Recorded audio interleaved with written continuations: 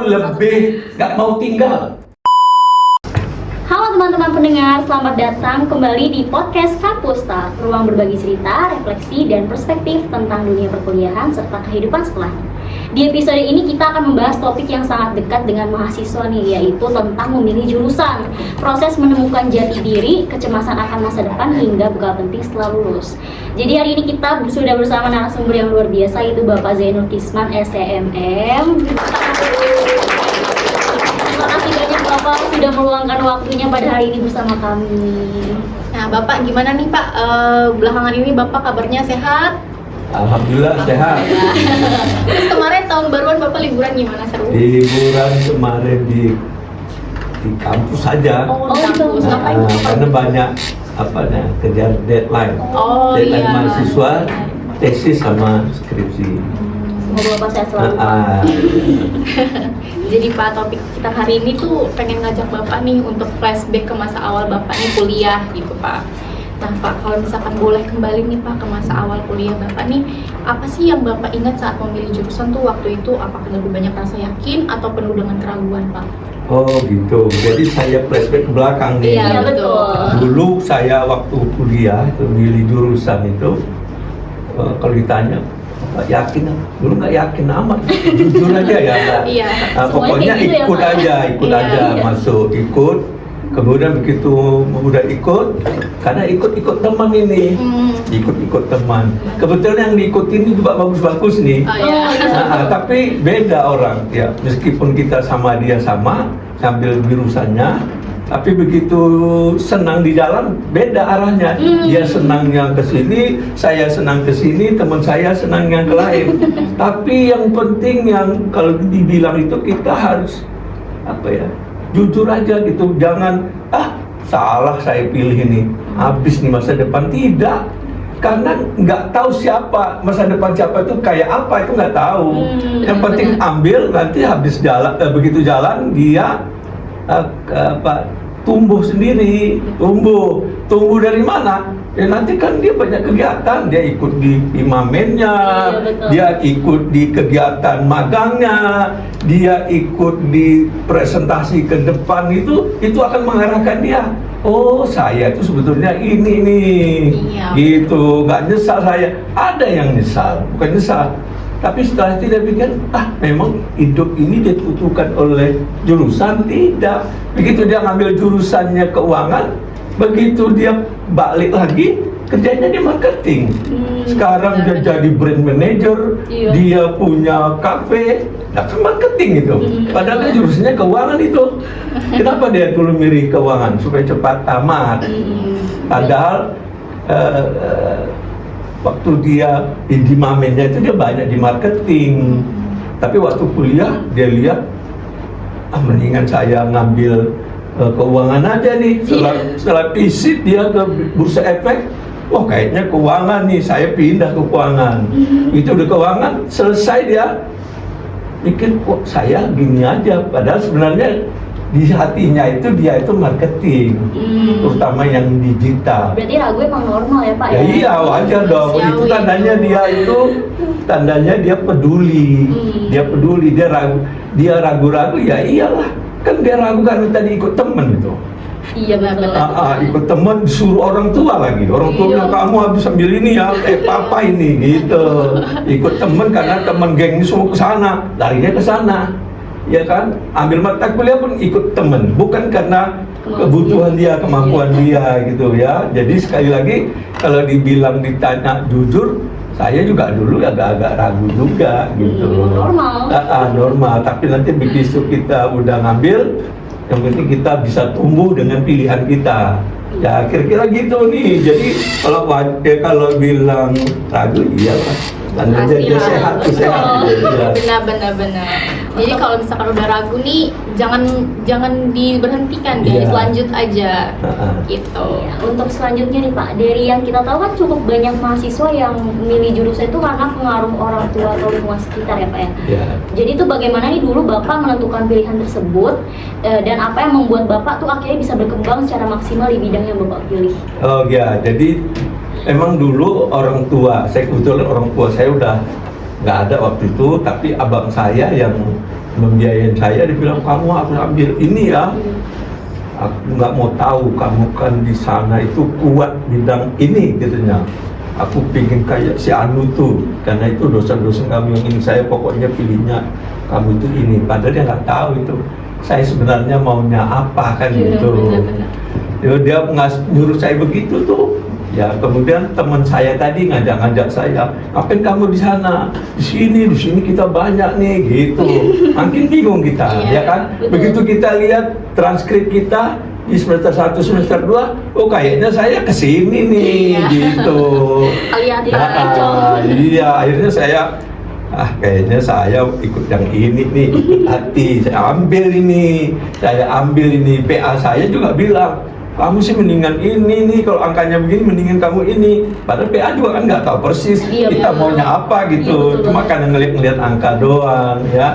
Jadi lama-lama saya mikir, udahlah ambil aja yang mana rasa saya pas, saya ambil. Nanti sambil jalan saya akan ketemu nih, belok di kanan apa belok di kiri, ngambil marketing, keuangan, apa ngambil asuransi atau ngambil apa aja. Apa kalau di sini kan FEB kan ngambilnya di situ. Tapi kalau di luar sebelum itu kayak anak-anak saya, teman-teman saya itu milih nggak apakah saya kedokteran, apa saya teknik atau saya apa. Saya bilang kamu jangan pilih-pilih ini, di sana itu saingannya berat. Betul. Kamu nanti nggak dapat kamu kedokteran. Kalau kedokteran yang masuk di sana kamu akan bayar mahal, saya bilang nggak ada uang nanti buat sekolah di kedokteran. Akhirnya dia turun ke teknik elektro, masuk di elektro, tapi kan dia senang kedokteran senang. Cari pacar istri yang dokter, dapat juga gitu. Maksudnya itu kita hitung-hitung juga kemampuan kita. Betul. Ya hitung-hitung kemampuan kita, jangan kita dia bisa kok saya enggak. Ya belum tentu, dia kan juga punya passion, punya lingkungan yang beda, ya kan. Dia kenapa dia mau dokter? Ya memang anak dokter dia. Ya kenapa dia dokter? Karena teman-temannya itu di kedokteran.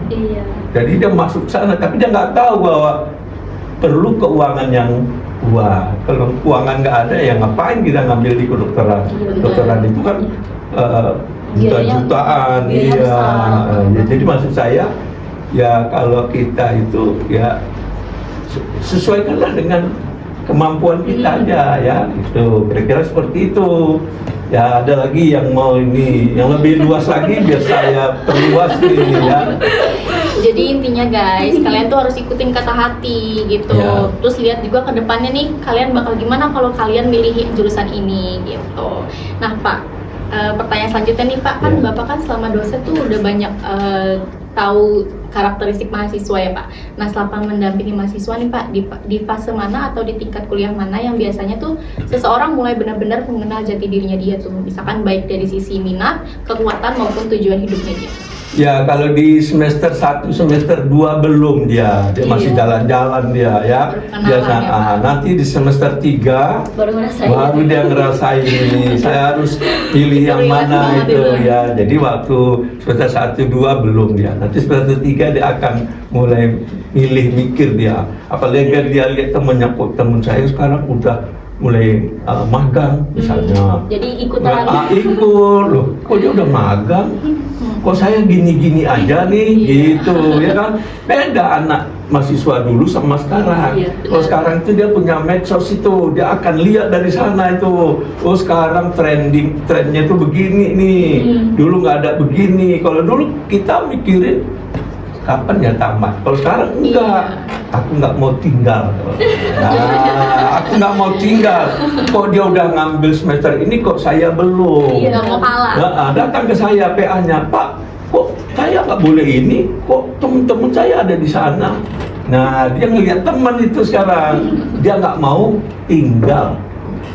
Intinya nggak mau tinggal. Kalau orang dulu maunya cepat tamat, kalau sekarang nggak mau tinggal. Boleh tinggal kalau sama-sama tinggal semua, tapi kalau orang cepat, kita harus cepat. Itu beda itu ya. Jadi kayak gitu, seperti itulah mahasiswa itu kalau di dalam dalam perjalanan kuliahnya itu ya dia akan ketemu di semester 3, AMSAT itu akan ketemu ya. Untuk selanjutnya, kalau dibandingkan dengan generasi mahasiswa pada masa Bapak kuliah dulu nih, perubahan yang paling mencolok tuh yang paling Bapak lihat tuh dari mahasiswa sekarang tuh apa, Pak? Itu tadi, mahasiswa sekarang itu lebih nggak mau ketinggalan. Dia banyak mendapatkan informasi dari medsos. Dia dapat, kalau dulu mana ada medsos. Ya dulu ya pokoknya saya harus lulus nih semester 8. Kalau dulu kuliah itu semester 10 tuh harus selesai dulu 8 apa 10. Kalau sekarang kan enggak. Oh dia kok udah sampai ini, kok dia udah nulis ini. Ya jadi sekarang kamu ini akan terdorong, terpacu dengan teman-teman kamu. Makanya cari teman yang baik, maka kamu akan cepat tamat. Tapi kalau kamu teman yang santai-santai, ya santai-santai kamu. Bukan nggak boleh santai. Kita kan kadang-kadang kapan kita di depan, kapan kita di belakang itu ya tergantung kita. Kecepatan kita. Jangan kita ikut dia cepat banget, saya ikut dia, padahal kita nggak mampu gitu ya. Sesuai kemampuan. Ya, sesuai dengan kemampuan. Oke Pak, nih dari pengalaman Bapak nih, kebiasaan kecil apa sih yang sering dianggap sepele oleh mahasiswa nih, tapi ternyata tuh itu sangat berpengaruh terhadap masa depan mereka? Oh, dia apa yang sepele? Ketepatan waktu. Betul. Ketepatan waktu. Betul. Orang tuh sepele sama ketepatan waktu, ya. Kemudian tidak menunda-nunda. Tidak menunda-nunda. Kadang-kadang nanti aja, santai aja, masih ada waktu. Kita nggak tahu kalau besok ada apa lagi gitu, ya kan? Benar. Jadi mahasiswa itu dia jadi kurang cepat, kurang sukses karena anggap sepele tadi ya, ketepatan waktu, kemudian kehadiran itu. Meskipun bebas sama dosennya nggak diabsen, tapi dia anggap sepele, dia nggak tahu justru mahasiswa yang tepat waktu, meskipun nggak pintar-pintar amat, tepat waktu, kehadirannya ada, itu lebih bisa diandalkan daripada orang pintar tapi nggak hadir. Susah kalau ada perlu apa-apa, susah. Nanti kalau Anda kerja akan dicari bos itu akan mencari, pimpinan Anda akan mencari karyawanku yang bisa diandalkan. Benar. Kok nggak dia kan IPK-nya 4 misalnya. Dulu bagus, dia ketua imamen, tapi dia nggak bisa diandalkan karena kadang-kadang datang, kadang-kadang telat, kadang-kadang mundur-mundur kerjaan. Mendingan yang ini aja tepat waktu bisa diandalkan. Jadi kalau ditanya sekarang, ya jangan kita remeh sama yang kecil-kecil itu. Justru kita kadang-kadang kesandung sama yang kecil. Iya benar. Tersandung dengan masalah-masalah kecil. Kita selalu yang besar-besar aja. Saya penting nanti kompre ujiannya yang besar, dia nggak lihat waktu kuliahnya kapan kompre, kalau kuliahnya aja juga mundur-mundur kan gitu ya, kira-kira begitu. Jangan anggap kecil sama anggap remeh sama yang kecil-kecil, yang receh-receh. Iya. Nah, justru di situ kita nanti terbentuk jadi mahasiswa yang yang bisa diandalkan. Ya, untuk selanjutnya itu mahasiswa yang masih bingung nih ingin bekerja di bidang apa setelah lulus sih Pak. Terus menurut Bapak nih langkah pertama yang paling realistis untuk dilakukan tuh apa sih Pak? Dia milih gitu. Iya, jadi dia tuh kayak setelah lulus nih dari bidang ini, terus realistisnya dia mau kayak gimana itu? Jadi dia bingung nih Pak, dia pengen abis lulus nih pengen kerjanya gimana, pengen kerjanya apa, cocok gitu, sama bidang. Iya. Jadi kalau soal kayak begitu, kalau menurut saya ini, ya ini pengalaman saya juga, teman-teman saya itu nggak usah lihat yang saya harus jadi ini, saya harus jadi ini, kan saya bidangnya ini, harus kerjain. Enggak, ambil aja dulu, ambil aja nanti sambil menyesuaikan. Begitu udah kita ambil, kan belum tentu sama keinginan kita. Benar. Tapi ada peluang di situ yang bisa kita ambil. Mungkin nanti itu yang membuat kita sesuai dengan keinginan kita. Jadi maksud saya begini, saya kalau ditanya, saya dulu nih, saya bukan mau jadi dosen, saya dulu mau, nah ini sorry nih, di jurusan saya itu dulu rata-rata itu sesial-sialnya menjadi menteri, sesial-sialnya dulu. Ya memang iya menterinya banyak di situ, ya sesial-sialnya. Tapi habis menjadi menteri kan nggak mungkin, ya kan? Apalagi sekarang, ya kan? Tapi kita apa terus masuk di situ nggak jadi menteri, nggak usah ngelamar gitu, nggak, masuk aja. Nanti begitu di dalam kita menyesuaikan dengan apa yang cocok dengan kita. Jadi kita kan kalau bidang keuangan itu nggak cuma di departemen keuangan, di mana juga ada.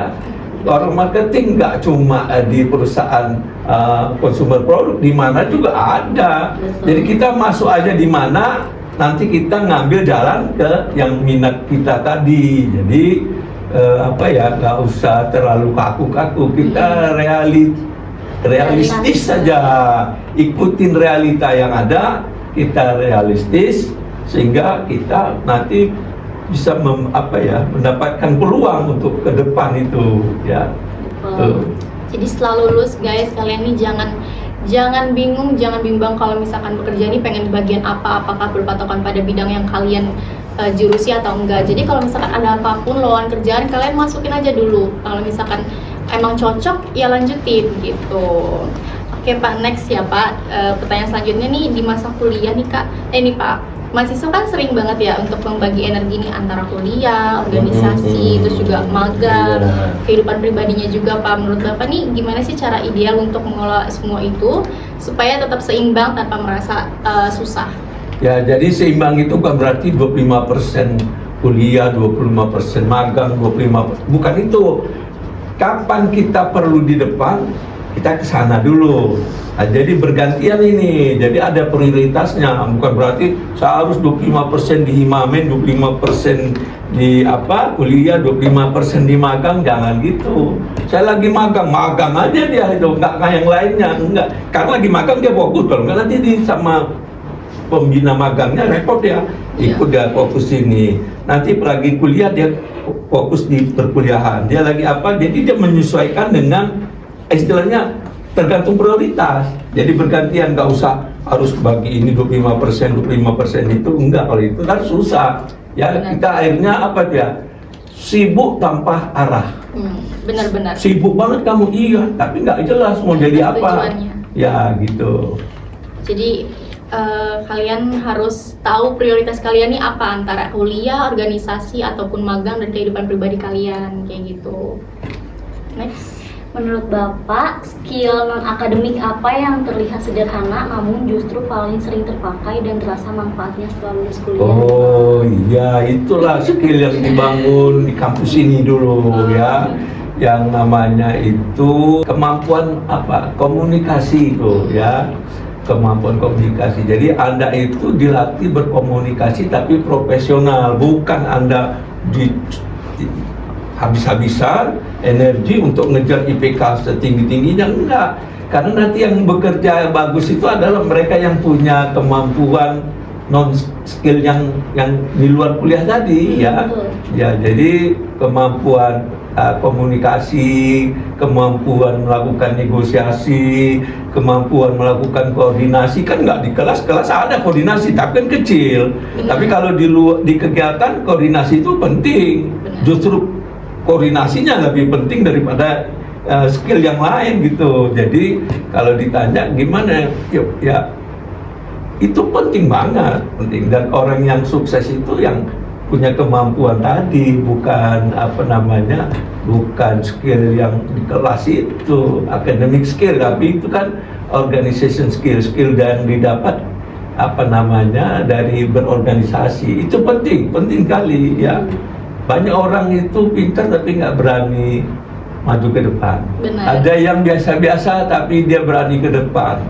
Terus mahasiswanya yang bilang, kan dia itu nontek itu, dia kan ini. Iya. Karena public speakingnya bagus, percaya dirinya bagus, organisasinya bagus, justru tidak di depan. Dan itu nggak dia dapat di mata kuliah tertentu, porsinya banyak, enggak. Lebih banyak skill yang lain di kelas, begitu di luar itu dapatnya dari organisasi. Ya itu kira-kira begitu. Jadi penting ya. Berarti public speaking dan negosiasi itu sangat penting ya Pak untuk di Iya. kampus maupun di luar kampus. Bimbing juga ya Pak. Iya, iya. Kan banyak mahasiswa yang bimbingan ke Bapak nih. Iya. Saya mau tahu dong Pak, kalau misalkan mahasiswa lagi bimbingan tuh gimana sih Pak? Kalau boleh tahu. Karena kan saya belum pernah bimbingan nih Iya, Pak. iya. Jadi saya pengen tahu aja nih gimana Ini sih bimbingan skripsi apa Iya, bimbingan skripsi nanti buat skripsi? kedepannya. Oh iya, bimbingan skripsi. Kalau sekarang bimbing itu mudah, nggak kayak zaman dulu. Kalau zaman dulu itu gimana tuh Pak? Kalau zaman dulu kita mau ketemu aja susah. Gitu, kenapa? Kalau sekarang ada WA. Oh iya benar. Ada lagi, jangan ada WA, Pak besok bisa nggak bimbingan? Bisa. Iya. Topik saya akan ini Pak, ya siapin ini. Dia datang tuh. Terus begitu datang, nanti dia kasih Pak ini proposal saya. Di proposal saya bab 1, 2, 3 aja kan kamu masukkan ke email saya. Nanti saya jawab besok sama kamu dapat 2 harinya. Dari email saya ambil email dia, saya buka tuh. Karena meriksanya lebih cepat, nggak kayak zaman dulu dibaca begini-begini. Dibaca Sekarang satu-satu, aduh. iya, kalau kasih bagian gini udah tahu kita kuncinya. 3 hari lagi, 2 hari dia datang, nih kamu perbaikin ini, perbaikin ini, kok ini kata kuncinya ini harusnya begini. Lebih enak sekarang. Saya kalau ada mahasiswa mau bimbingan senang saya. Kalau dulu saya ada bimbingan, aduh bimbingan lagi nih repot kan. Maksudnya ada pekerjaan lain, kita nggak mau bimbing. Kalau sekarang mana yang mau bimbingan ya? Ya nunggu aja. Dicari. Ya 1 hari ini nanti 3, 4 udah masuk saya. 4 mahasiswa bimbingan itu dapat S2, S1. Maksud saya sekarang itu kita membimbing itu, ini tidak tahu ya karena memang udah saya senang jadi dosen. Kemudian bimbingan itu jadi kayak menunggu di mana ini ya, di mana ini ya. Mana nih yang Ya, nyari. iya kita santai aja lah sekarang, santai gitu, nggak kayak zaman dulu. Apalagi sekarang ada namanya AI, ya mudah lah itu ya, nggak kayak zaman Benar. dulu. Mahasiswanya aja kadang-kadang nggak ngikutin perkembangan teknologi, dia selalu konsentrasi sama catatan textbook, dia nggak tahu kalau di luar textbooknya itu banyak yang bagus gitu ya, yang bisa dicari untuk memperkuat proposal dia gitu ya. Nah Pak, Oke. Kita kalau mau mulai skripsi itu dimulai dari mana dulu sih Pak, biar kita nggak Oh iya, kadang bingung ya Pak, mau kalau pilih mana kalau biasanya itu orang kan kalau mau buat skripsi ditanya itu, kamu skripsimu masalahnya apa gitu ya. Namanya fenomena masalah karena kamu kita kan apa? di semester ini nih mau semester Iya, apa iya. kita bingung nih jadinya. Iya, ini kan sekarang ini fenomena apa yang kamu mau lihat? Oh, saya fenomena tentang apa? Kenapa ya di perusahaan itu penjualannya turun terus? Padahal ini bisnisnya bagus, kok terus turun? Kalau turun sekali nggak apa-apa, tiap bulan turun atau setiap tahun itu turun, masalah penjualannya turun. Terus kalau penjualannya turun baru kita cari apa sih faktor-faktor yang menentukan penjualan. Ya kita cari nih nanti di Google aja udah, di AI juga ketemu langsung. Dari banyak itu kayaknya di perusahaan ini kan gitu, di perusahaan saya nih perusahaan pelayaran, atau saya punya apotik nih, apotiknya ini penjualannya turun, padahal ini akhir tahun ini penjualannya harusnya naik, kok dia turun ini, tiap tahun itu turun. Nah dia aja apa faktor-faktor yang mempengaruhi, dari banyak faktor tadi nanti dia pilih itu. Kalaupun kita nggak ngarah ke sana, kalau kita nggak tahu masalahnya apa, tapi kalau masalahnya apa, oh masalahnya penjualan turun. Kalau penjualan turun, ini kayak nih es krim Walls itu penjualannya turun. Ada orang minum es krim semua tuh, Iya. tapi kok penjualannya turun, ya kan? Kenapa nih turun? Beda penjualan turun dari misalnya kamera Kodak sama penjualan turun dari perusahaan apa gitu, atau Indomaret atau sama es krim Walls itu akan beda-beda. Jadi jangan faktor yang ada di Indomaret kita bawa ke es krim Walls ya. Kenapa saya bilang es krim Walls? Karena es krim Walls ini kelihatannya hebat tapi penjualan turun, malah sekarang itu orang minum es krim juga udah nggak es krim Walls lagi.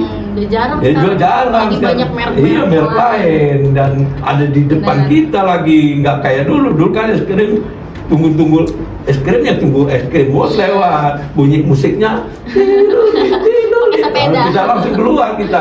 Kalau sekarang enggak, apa nunggu tilurit kita, harganya juga murah. Apa itu mixu apa itu yang ada di dekat-dekat kita gitu, tinggal ke situ kita datang. Ya, maksud saya itu apa yang perlu dicari fenomenanya. Kalau fenomenanya masalahnya apa, kita udah tahu apa variabelnya, nanti akan tahu. Kita akan lihat aja di literatur nggak kayak zaman dulu sulit karena nyarinya. Kalau sekarang nyarinya tinggal lihat aja di mana, lihat aja di Google, di AI nanti akan kelihatan itu. Ya, kira-kira begitu. Cari fenomena dulu. Kalau masalahnya nggak dapat itu, ya.